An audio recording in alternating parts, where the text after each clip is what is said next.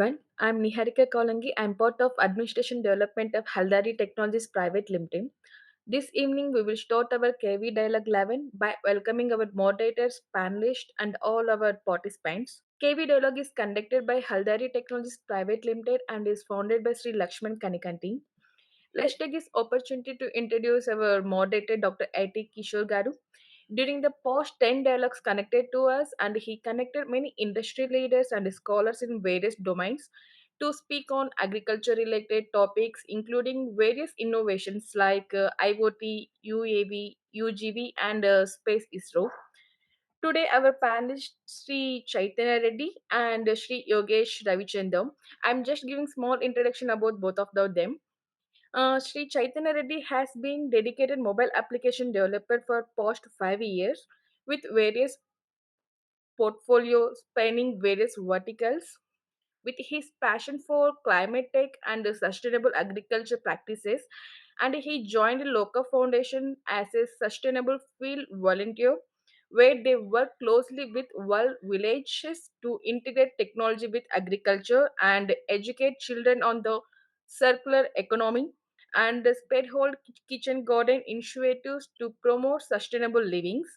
And our other speaker, Sri Yogesh Ravichandra, from Loka Foundation, hailing from the State University of New York, Buffalo's Master of Architecture program with a specialization in technology. Yogesh has designed various projects from cozy residency to towering skyscraper across San Diego, Los Angeles, Phoenix, and other part of India. However, he love for Mother Earth led him to unique opportunity. Now he is part of the design team for groundbreaking knowledge center at Loka Foundation's World Village project. Hotly, we are welcoming both of our panelists. We will start our session from Dr. A.T. Kishore Garu. Thank you. Thank you, Niharika. Thanks to KhetiValah, and welcome you all, the panelists of the day and the distinguished guests. Today is Shivaratri and also World's International Day of the Woman. So let's get started with this 11th episode. This is our logo and the KhetiValah brand of Haldari Technologies. As Niharika mentioned, the founder is K. Lakshman, and with his vision, we are doing these activities. Like one of the activities is dialogue. Next slide, please. So we conduct programs like dialogue. We also conduct other events, which we will elaborate in other slides. So we connect with individuals whom we call the kind of a niveshak, one who takes care of the welfare of farmers by giving some money. As you know, farmers are under stress. So we do this kind of philanthropy through these niveshaks. Next slide, please. We conduct many things, not just dialogues and, as I said, connecting with the philanthropists. We run a magazine and we meet intellectuals like at a university level and industry, and we do research in various aspects. We are also in the pipeline program of conducting a massive summit and a Purashkar event and also a global conclave. Anusandhan is kind of a process of connecting with individuals where we might do some MOU going forward, for example, with organizations like Loka Foundation, Ekam, like that. Keti Kalyan is welfare of farmers. As I mentioned, Niveshaks give money and we will identify the right eligible farmers for taking the initiative of, if they have a good intent, they can do farming. If not in their own land, on the land of someone else also, we will train them to do so by giving the inputs to them. Okay, next slide.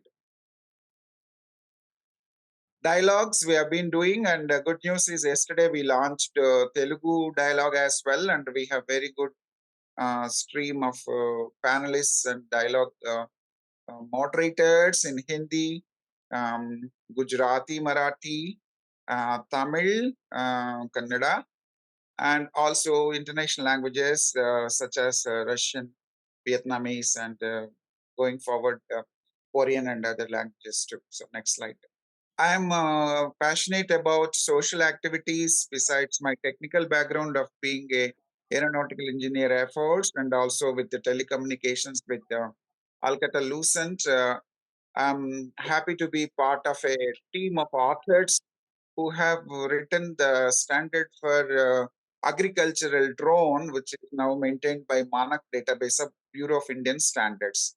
So Keti Kendra is like a knowledge center. There is a synergy between our thought process and Lokaa. You will find it when they talk about knowledge centers, where we disseminate information and provide market access to the farmers and connect them with various governmental bodies for them to the ease of doing business.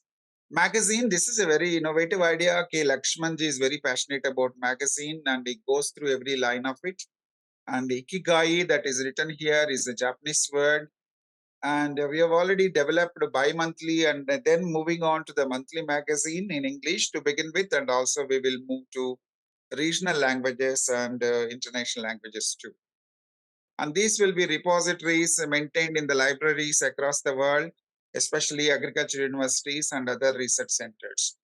YouTube channel as all these 11 today onwards that these 11 dialogues will be available to you, and then as we move forward the summits and conclaves that happen, they all will be available to you to see. And in fact there is a dedicated KV dialogue website also created. You will look at that later.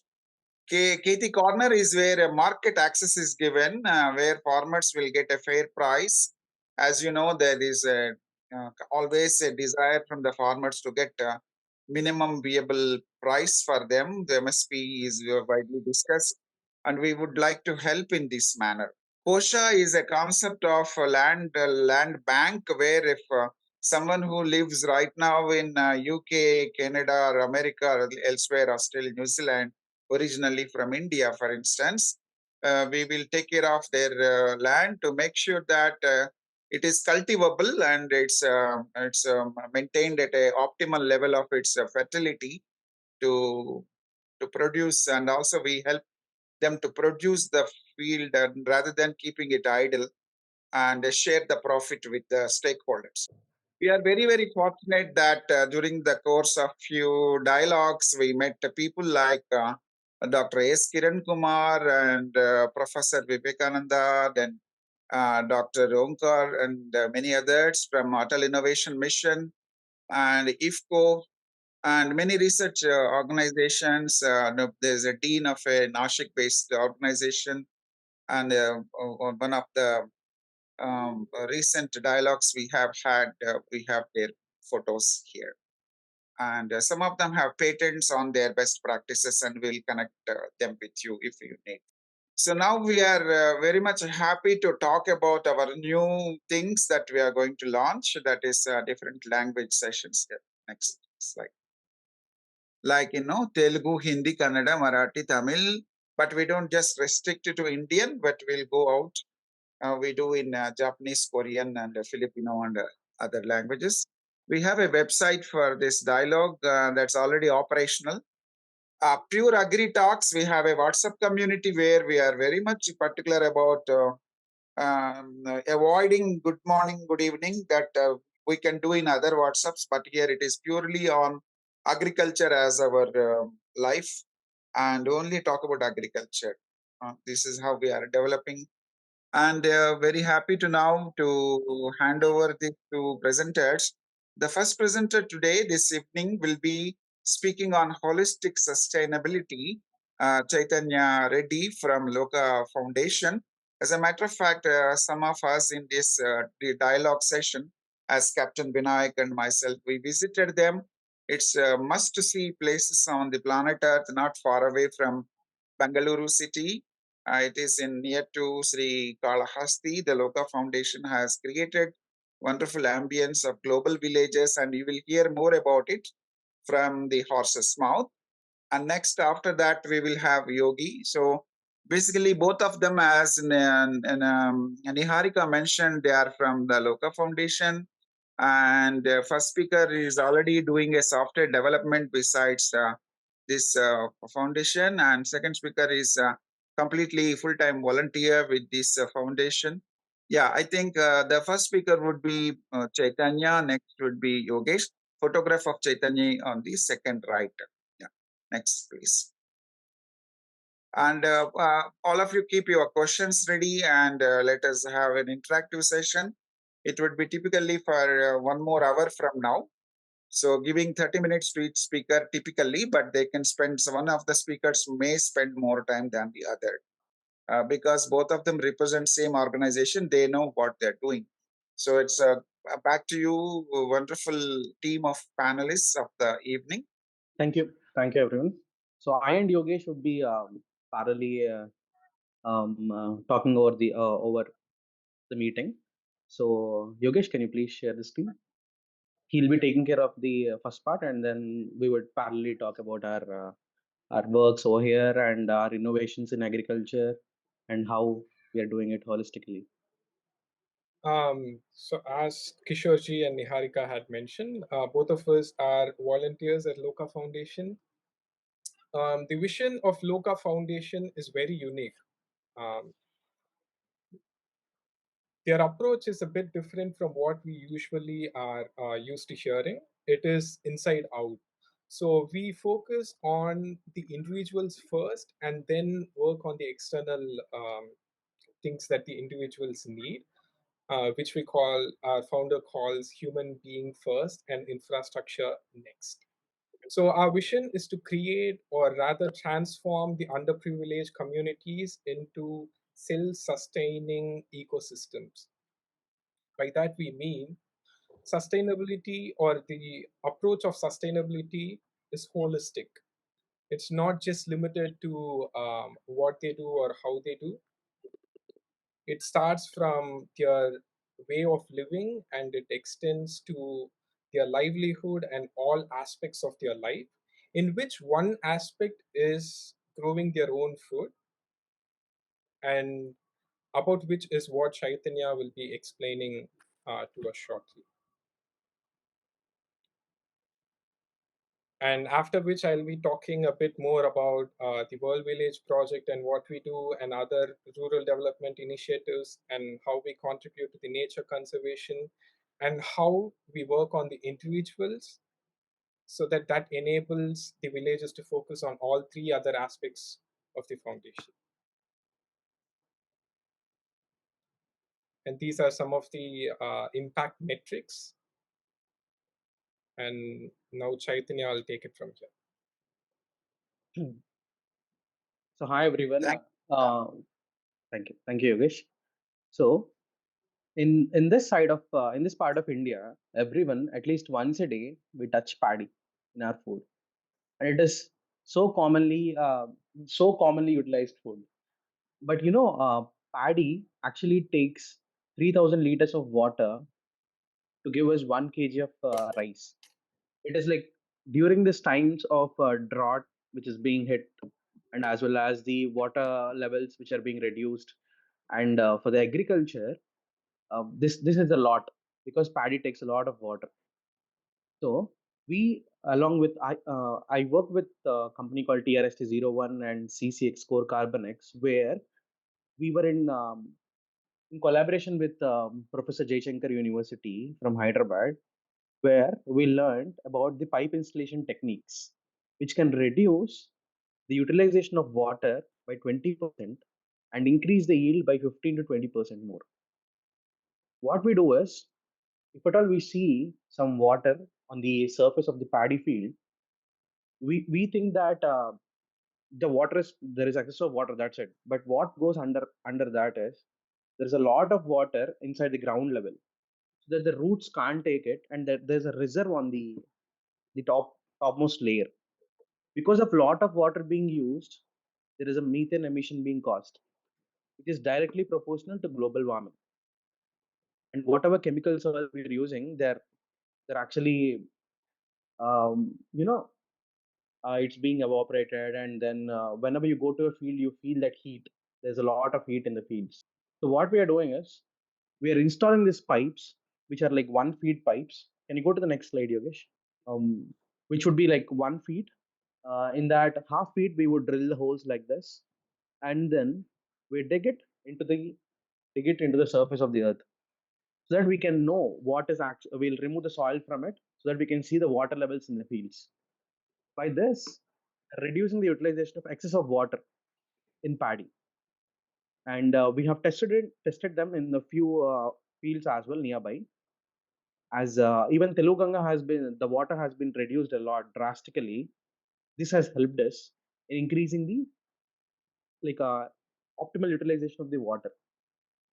This is one part of our initiatives in the villages. And the next is we have started the kitchen gardens, which it should start from us. So we are growing it without the use of like the synthetic fertilizers and the pesticides. We are utilizing neem water. We are treating the soil well, and then what we are doing is we're using the local ash, which is being created after the after the food waste and all, and we are creating our own compost pits, and we have started it as a habit for every kid there, because we have started a bank there in which even they grow the vegetables, they sell the vegetables, and they save it. So kids have started a bank there where we have created a circular economy there. By if someone wants some amount, they go to the local vendors and they take it at high rate of interest.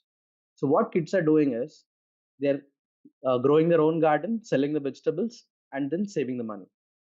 So we are teaching the kids how we can like grow the vegetables there locally. How what are the best techniques to grow? We have started even soilless agriculture there, where we are growing it with the help of vertical farming, where kids are very enthusiastically learning them. And these are some of the initiatives which we are doing. This is how we start our day. Kids actually come and help us in everyone. It is the kitchen garden is not to one person or something. Everyone in the village come together. We work on it, and then we segregate the wet waste and dry waste and everything.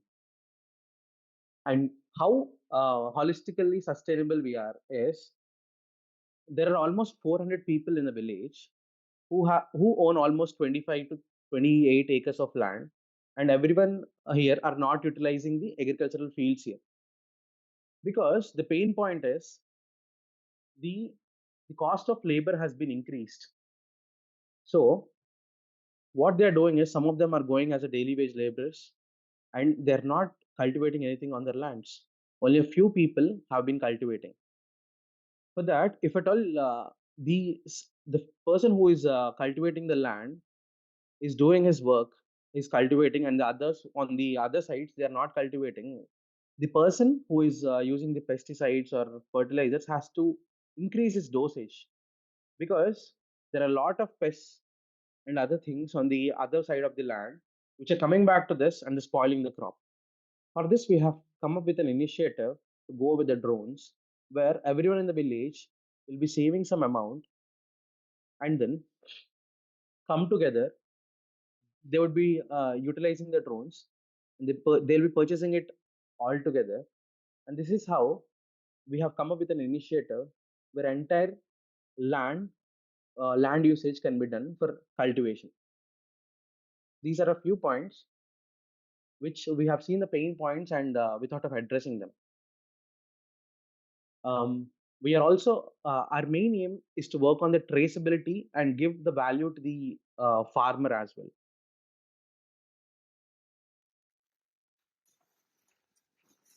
And I'll tell you mostly what we do about in my recent years of work. I've been working closely with the climate tech, where most of the initiatives are with the traceability, organic cotton traceability. We have worked on traceabilities where GI there has been the tandoor dal has been given the GI tag, where we have seen what they do locally. We have been integrating technology at every point possible. We have done traceability for the eggs. We have done traceability for honey. We have done traceability for silk as well. So how it starts is we take the inputs right from the land preparation, and then how we treat the seeds, and how we go ahead in transplanting them, and then the water regime on the field, how much water we are utilizing, and the frequency of fertilizers and pesticides being used, and if at all there is some problem for the plant, we even jot it down. We integrate it with technology. We see what is the problem and all. We use IoTs there as well. And then when it comes to the harvest time as well, we calculate the harvest levels. We even calculate what amount of water being used, and what quantity of fertilizer being used. This is how we brought technology in, go hand in hand with the agriculture. So traceability can be used in many ways. If at all you have been using Swiggy or Instamart, you can see some of the vegetables being sourced by nearby areas. They would say you're getting it right by 5 a.m. You're getting this food. You're getting it from Godavari Basin, or you're getting it from some other place. This this can be done with the help of traceability. Even the food used wastage has been increased. To reduce that, we integrate this technology. We go ahead with the warehouses. See, right now, if a person is not well, and if that person is doing something, it can't sustain for a lot of time. So we are trying to increase the strength of the soil as well, by going back to the old technologies, by treating them with neem, as well as to treat the water pH level. The pH levels of water have gone high. If at all we use neem well, what we are doing is we are calibrating the pH levels of the water as well. So in this way, what we want to do is to integrate the organic farmers, or else like the sustainable farmers, to the markets, like the Keti Kendras, which Kishore ji has mentioned, where what we do is we trace each product. We go ahead with every step of implementation. We integrate technology there, that what have been used, what has not been used, and then from the date of harvest till the reaching the person, if at all the soil health is great, even the vegetables which we get, the yield would be great. So it can sustain for few more days as well, which can the shelf life would be more as well. That is what we are concentrating on right now. We started with village gardens because once we started with ourselves, it would create that love for them to create it on a bigger scale. This is one way we are pushing agriculture into our lives. Like, it is not just someone doing farming there. It is part of our lives. And can you go to the next slide, Yogesh? And this is this efficient management of organic supply chain and implementing traceability. We want to ensure this. See, the person whom you're seeing there is a teacher. He's working on the open lands, and he's teaching the kids as well. And he helps the kids in growing the vegetables, and they sell them as well. And Yogesh,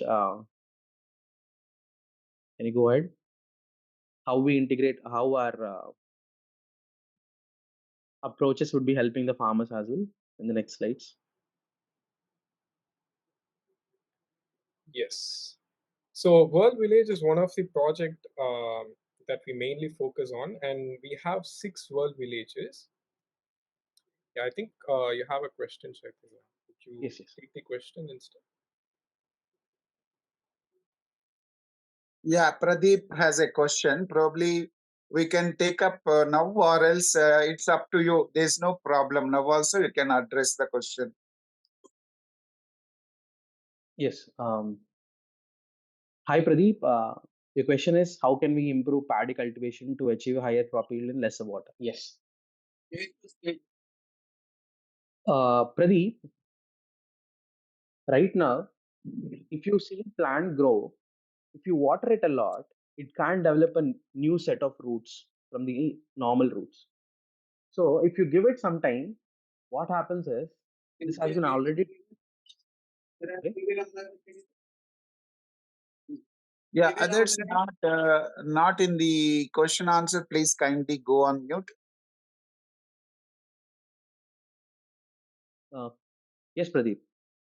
So Right now, if at all there is a lot of water in the field every time, what happens is it can't grow its extra roots, which would reduce its strength. That's the reason after growing to certain height, the paddy field falls down. If at all we use this technique of alternating wetting and drying techniques, what happens is it creates the extra roots and it gives extra strength to that particular paddy plant. And it increases the yield. This has been tested, and after this meeting, I can you can actually I'll share you a few metrics as well. You can call me personally and you can text me personally so that I'll help you more with that. Even lot of water will reduce the yield. This is not good, which is not good. Thank you, Chaitanya. Actually, Pradeep is a scientist of DRDO and currently he works with Collins Aerospace. Welcome, Pradeep, and continue. Yeah. Thank you, Chaitanya. Actually, I'm traveling, so I can't, your presentation I'm not that much hearing, but I can able to see your pics and all the details what you are explaining. Few things. I'm traveling, so Oh, yeah, it was a wonderful and good presentation, Chaitanya. Thank you. thank you. Thank you. Yeah.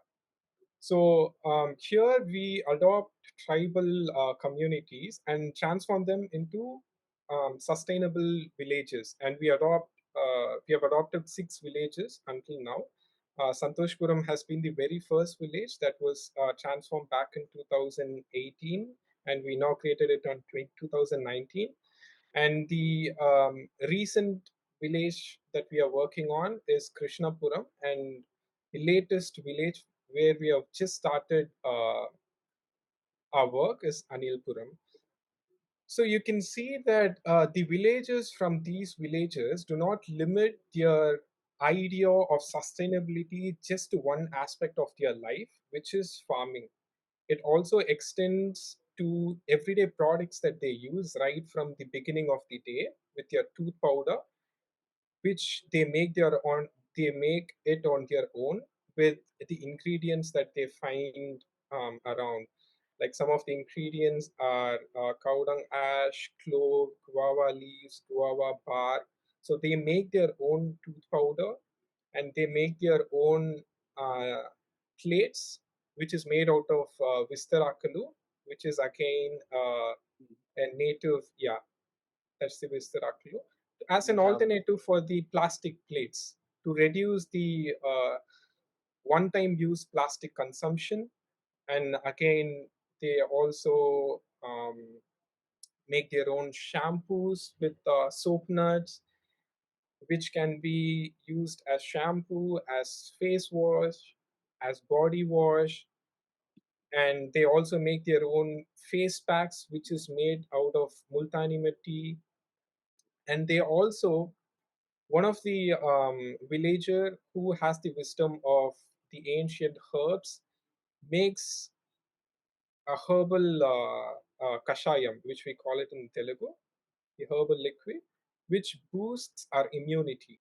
And they do not just limit consumption of these products just to themselves, but they also want to spread this to others. So they have started a business with these products that they came up with, which they call prakriti, which means nature. And now they have clients in Chennai, in Bangalore, in and around Tada. And we also help with the marketing of these products in other cities, so that this idea of sustainability quickly spreads to other parts of the India and other villages, so that they can also embody the spirit. So each village will have a knowledge center, which is a place where the transfer of knowledge happens. We have urbanites coming to the village, and they share their background, their skills to the villagers, and then they also learn from the villagers way of living, about sustainability. So because this is a place where the transfer of knowledge happens, we call it Jnana Vihar, which translates to knowledge center. And this being a structure, it should also embody the spirit of Loka Foundation, the vision of Lokaa Foundation, right? So the construction of this knowledge center will be made out of completely sustainable materials. So it will be made out of CSEB block, which stands for compressed earth stabilized block. I'll be talking more about it shortly. And all the materials that has been used in this construction is locally available, which means that there is no burning of fossil fuels in the process of transporting them from Chennai or Bangalore or some other part of the world. So these are the alternative materials. So instead of conventional bricks, which we use a massive amount of fossil fuel to burn it and make it ready, instead we train the villagers to make their own blocks, which is called compressed earth stabilized block, which uses only 6% of cement in terms of the ratio, and they use soil, sand, all of the materials which are right from the village, and they sun dry it, meaning that they just bake it in the sun using the sun's heat. So no fossil fuel is burnt in the process of making these bricks. And instead of cement, we use lime, which is again eco-friendly material, which is again sourced only from few kilometers away. And lime has its own pros and cons. So cement, the 70% of cement is actually made up of lime, but it is burnt completely, which emits a lot of fossil fuel. So by using the raw material lime, we are skipping the 70% um, of fossil fuels burnt in the process of making the cement.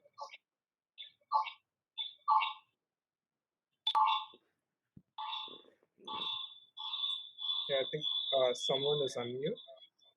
Yes. So instead of the steel trusses, we use teakwood material, which is again locally available, bamboo strips, and also the laterite rock, which is abundantly available local material over there. Not just limiting in terms of the materials that we use, but even in terms of the way we design the building by using something called passive cooling method, meaning that the windows of the building is oriented towards the predominant wind direction. So the nature of the wind is that the hot air always goes up and the cold air always stays down. By placing and designing the building in such a way that it traps all the incoming air from the south direction, and as it warms up, it travels above, and then on the other side of the building you can see there is a vent, and then it moves out of the building. This is called passive cooling technique, so that the reliance on active cooling, which is using an air conditioner by again using electricity, we reduce the consumption of the resources. So if a farmer's idea of sustainability is also holistic, the way he would cultivate his lands will be very different. So it won't be just limited to using organic pesticides just in his farms. Let's say even if he were to construct his warehouse, he would again can use all the sustainable materials to construct it, so that it's just not limited to one aspect of their lifestyle. So Anilpuram is again the latest village that we have adopted. So here, so up until now, all the 5 villages that we have worked with has been a blend of conventional way of building and the sustainable way of building. But this particular village is being designed by one of the famous sustainable architects in India called Harsha from IGH. So he is designing this entire village using just the sustainable local materials, and right from all the systems, be it the drainage system, the water system, the electricity, all the systems are going to be completely sustainable. And the green patches over there are the gardens which entire villages would come together and grow their own food. And here are some of our other initiatives. So every homes we construct in the villages uses the CSEB blocks that are made by the villages, and then the laterite blocks which are made out of laterite rocks, And we also make a guest home made out of laterite rock in every single village, so that any volunteer or a guest or a donor comes to the village, they can spend their weekend there, and they get to experience the life of the villagers, experience how a sustainable way of living is.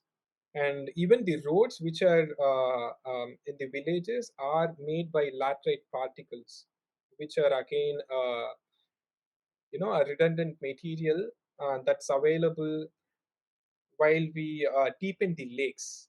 So while we deepen the lakes in the villages, these laterite particles are a byproduct of it, and then we use the same particles to lay the roads.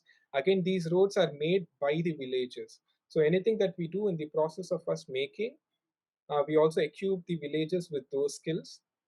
And when the government had sanctioned a cement road for the villagers were conscious enough to say no for the cement roads, because they realized that it's harmful for Mother Earth. That's how connected the villages are. And even in terms of the paints that they use, they go to the mountains, they collect their own red soil, they make their own paints, and then they paint their houses, because they do not again wanna, they want to change every single aspect of their life if there is a sustainable alternative. And other initiative that we do is the nature conservation. So to really, all for the initiatives that we have been doing to actually work, the villages must know why they are doing it. Only then it will work, and we make that happen by through storytelling. So we go with the villagers on a nature walk into the mountains. As we go, we spend time in the mountains, in the nature, and the elder of the village would share his knowledge about the herbs and everything. And our interconnectedness with the nature, how we are all interconnected, how all of our actions have a ripple effect on us. What is good for Mother Earth is good for our body, and what is harmful for Mother Earth is also harmful for our body. And when villagers understand this, it's much more easier for them to take every action that is sustainable, so that we do not enforce anything on them, but rather it is their choice to take the action, whether be it to use an organic pesticide or to any sustainable initiative for that matter. And this is again possible because our approach is working on the individual and really helping them to connect with themselves. Only a person who is happy and connected with themselves can also connect with others and also connect with Mother Earth. And only when there is a connection with themselves and Mother Earth, all of their actions are very natural. So we have programs, like the walk, where the urbanites can come experience what the villagers are doing. Or we have weekend village program, where the urbanites can come stay for a weekend and experience villagers way of sustainable living. We encourage schools and colleges to come visit and experience the kind of work that we are doing. We want more people to come fall in love with Mother Earth, and change even a small aspect of their lifestyle into a sustainable one, so that the impact that we bring compounds.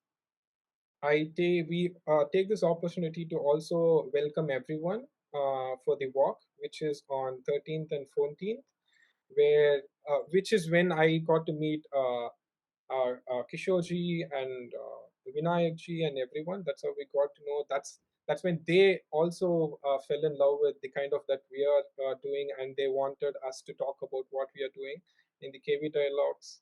So we welcome you all for the walk.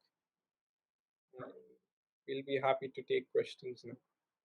Thank you very much, both distinguished panelists, Chaitanya and Yogesh.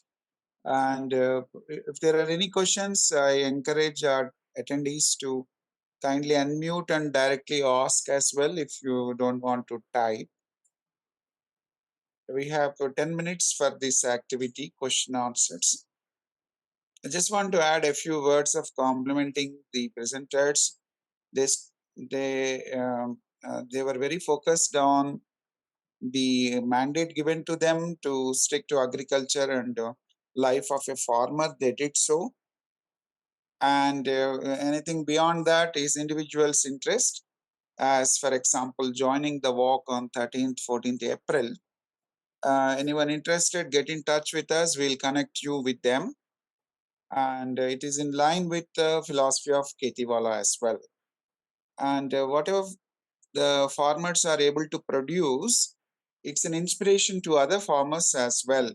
In fact, there is no patent right now from their product, so other villages can pick up, and then this can be a scaling momentum for the Indian farmers, so that they make money and they can adopt these best practices. In fact, we are in talk with Lakshmanji regarding how to display our Prakriti products that the villagers make in one of their initiatives, which is called KT Corner, right, Kishoreji? Yeah, right. So there are some products called indigenously made by them. This is Bringraj. It is made from Guntagalagaratu, which will help. Once you mix this with the coconut oil and then use it, it reduce it reduces the heat in our body, as well as it helps in generating the strong black hair for us as well. So this we have some products like this. We have their own multani mitti sourced by in their own villages, like in the mountains and all. We have their own soap nut powder, and then we have the hibiscus powder as well. And the most important thing is the leaf plates. Every person in the village has their own like this is a creeper, so they have this at their houses and they source it from their place. And they're creating a lot of 0 mile as well, like zero food mile. And this is one of the initiatives which made me come to Loka Foundation as well. Once I think everyone should make a visit. Like there is a change in a perspective as well once you spend some time with them. That is true, Chaitanya. In fact, any city wherever you are, the attendees, if you step out of the city 50 miles away, you will find the real rural India, and they have their own challenges. Being a urbanite, you can give your knowledge. In turn, you can also receive from the villages how they are living, and it's a good win-win to all of us. And that's how objectives of sustainability can be achieved, including for the farmers' objective of being able to cultivate and make good sense out of their means. Like most of the farmers face the challenge of they spend more, and then they buy in discrete or retail market, but they have to sell it in bulk, which is like a win-lose. The buyer is winning and the farmer is losing currently. So I think with this local empowering them at local level, village level, helps them to offset those challenges. Also, can one of the speakers highlight some of the challenges farmers have in their agricultural activities? For example, harvesting, preserving such activities. It will be interest for those who are doing research in agriculture. I think the drones utilization of drones would be of great value, because as the labor rates have been increased, the labor costs have been increased. A normal person who owns a farm is not able to afford it, and is not utilizing the land there. I think we have to more integrate more people, bring in the common utilization of drones as well. We have to bring a platform where farmers can utilize the drones commonly. Right now, it's been used only in a few places of Hyderabad, nearby places, where they are renting out the drones and doing it. I think we have to bring in a platform where we can integrate both of them, the technology as well as the farmers. Yeah, I think government of India has come up with schemes to encourage women in the village to maintain the drones, and for which government funds. Also, IFCO like factories are coming forward to train the people on the drone. In Tamil Nadu, the rural development and Panchayat Raj has funded the training cost of the village people for a drone cost, which would be nearly like 50,000 rupees. And that will give them 10 years license to be able to operate the agriculture drone. And I mentioned about Bureau of Indian Standards, where we are developing the standards for Indian usage of the drones, UAVs. Yeah, it's a good initiative, as you said. There, we don't just need to use all the fertilizers or chemicals. We can use alternatives. Like yesterday, one of the dialogue panelists was mentioning you can spray some Biochemicals. sprouted things, and then we can use them very creatively to implant, seeding also. So the farmers have to hire manpower, as you said. Most of the village youth now they have greener pastures. They come to the city in search of jobs, and we don't have manpower to do their regular harvesting and seed level also. That those tasks also can be done with the drones. We need to, of course, design the payload accordingly. So the Hmm. drone industry is evolving, and so we can talk about drones in any other meeting as well, because I'm director for a drone pilot academy in Bangalore. And one more point is, mm, once we go to the ground and listen to the farmers, it is then we can make a change. We have to spend some more time on the ground with the farmers, listen to them, because all of a sudden, there. I think we had some good businessmen during our 1970s, 1980s, and 1990s. That's the reason they have started using these chemical fertilizers, this and all. They thought it is has been increasing every day. But the thing is, we have killed our soil. So we have to go on ground, tell them that I understand they use the DAP, this and all, 20, 40, 30 and all, which kill our soil. We have to go to them, show them what it works. We have to create more conferences on the ground with them. Even that will help us. Yeah. As of yesterday, KhetiValah conducted a interesting dialogue one in Telugu, where the presenter CVR Chintala Venkat Reddy. His concept is, in essence, I'm just summarizing. You draw a straight line in one of the four corners of your cultivable land, and dig deep into that, like a few meters, and take that sand out, and then pour it on the surface, so that which is near to the wet soil underneath, below a few inches, that is rich of nutrients and life. And that he has tested it on various crops. Gives an example that the sugar cane has grown to 20 feet just without using any chemical. Just take out that soil and then spread it over the area of your interest. That's simple thing every farmer can do.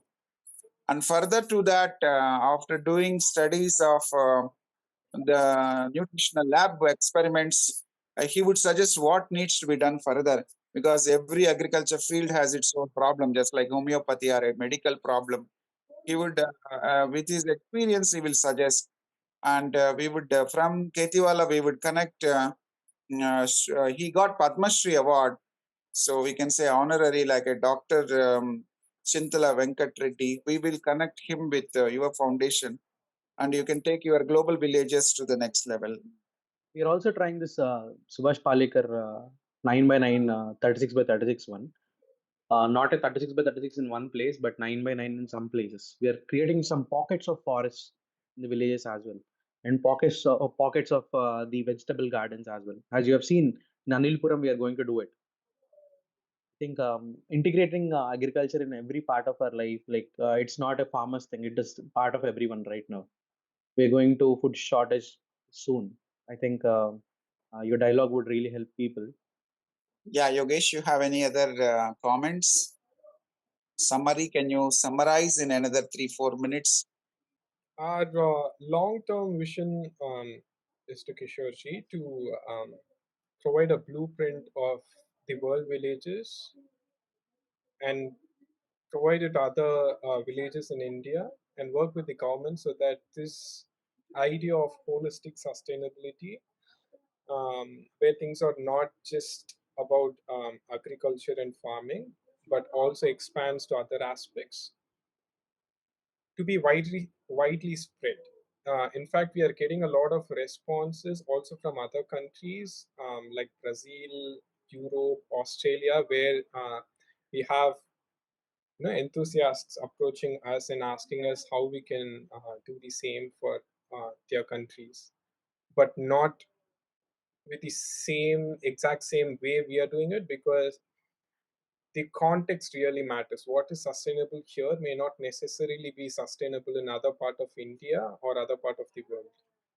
Let's say we are bringing the very same laterite rock all the way to Chennai and building a home there. It could be a eco-friendly material, but it is not sustainable. Yeah, you are very right. The carbon footprint of transportation cost is a valid point. And before we conclude, as a token of gesture of appreciation from KhetiValah, this natural product is for you. And when we meet you in person, we'll give you one each. And we would like to give you a certificate and token of appreciation when we conduct events. We also conduct face-to-face meetings. We did so in, for example, Davangere University of Agricultural Sciences, and we would look forward to more meetings. Overall, I consider it's a very nice program. We everyone took adequate precautions to respect the time of all the attendees. Now it is 7:30. It's a 1 hour program, and we are very punctual.